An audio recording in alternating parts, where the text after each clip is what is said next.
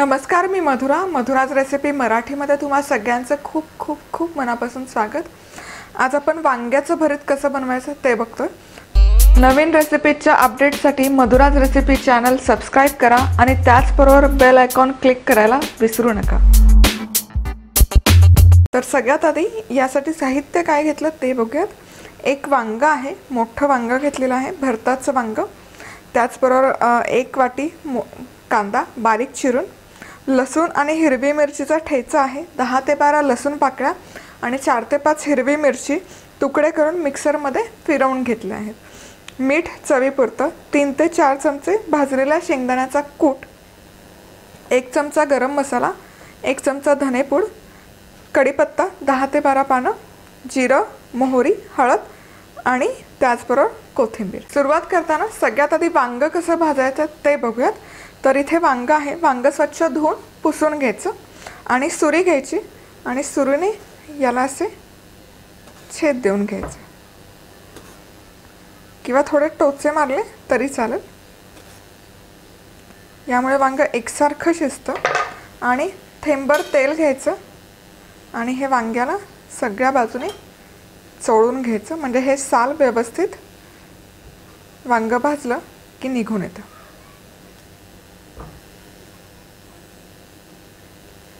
वांगा आपण डायरेक्ट गॅसवर भाजतोय, तर गॅस खराब होण्याची शक्यता असते। तर मी काय करते, फॉईल आधी अशी खाली लावून घेते जेणेकरून गॅस आपला खराब नाही होणार।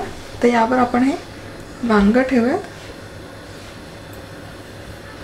आणि हे भाजून घ्यायचं। आता हे असं उभं ठेवून थोडंसं भाजलं गेलं, गॅस थोडा बारीक करते आणि आता असं आडवं ठेवून सगळ्या बाजूने भाजून घ्यायचं।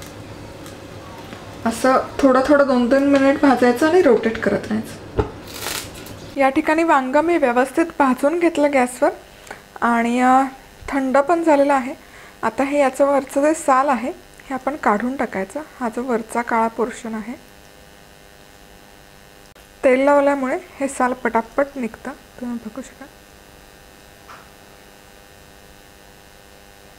तर साल काढून झालं की एखादा फोर्क घ्यायचा किंवा मॅशर घ्यायचा आणि हे वांग आपण व्यवस्थित मॅश करून घेणार आहोत।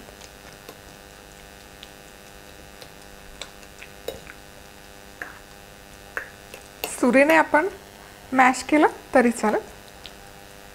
तर इथे मस्तपैकी असं हे वांग मॅश करून घेतलेलं आहे व्यवस्थित। आता फोडणी करता 2 चमचे तेल गरम करून घेतलं, यामध्ये मोहरी व्यवस्थित तडतडली पाहिजे। त्यानंतर जिरं,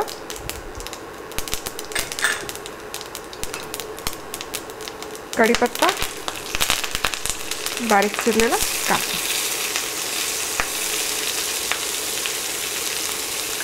हे मिक्स करून घ्यायचं आणि मध्यम आचेवर एक 5 ते 6 मिनिट हा कांदा आपल्याला फ्राय करून घ्यायचा, परतून घ्यायचा हलकासा सोनेरी रंग येईपर्यंत। कांदा व्यवस्थित फ्राय झालेला आहे, या ठिकाणी हलकासा सोनेरी रंग आलेला आहे कांद्याला। आता आपण यामध्ये लसूण आणि हिरवी मिरचीचा ठेचा घालणार आहोत। चव खूप छान येते या ठेच्यामुळे भरताला। त्याचबरोबर गरम मसाला, हळद आणि धनेपूड। गरम मसाला नसेल, गोडा मसाला वापरला किंवा कांदा लसूण मसाला घातला तरी चालेल।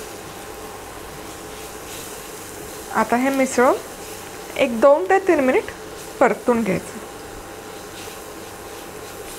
फ्लेवर खूप मस्त येतोय।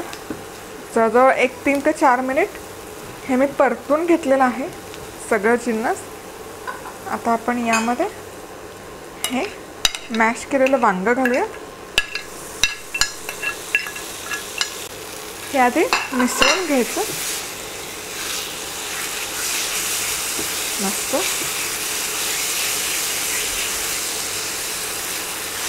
हे व्यवस्थित असं वांग मिसळून झालं की शेंगदाण्याचा कूट, मीठ चवीपुरतं पुन्हा मिसळून घ्यायचं आणि एक 3 ते 4 मिनिट हे भरीत आपण व्यवस्थित शिजवून घेऊया। आणि हे भरीत मस्तपैकी असं 4-5 मिनिट शिजवून झालं की गॅस बंद करायचा आणि अर्थातच बारीक चिरलेली कोथिंबीर आणि हे मिसळून घेऊया.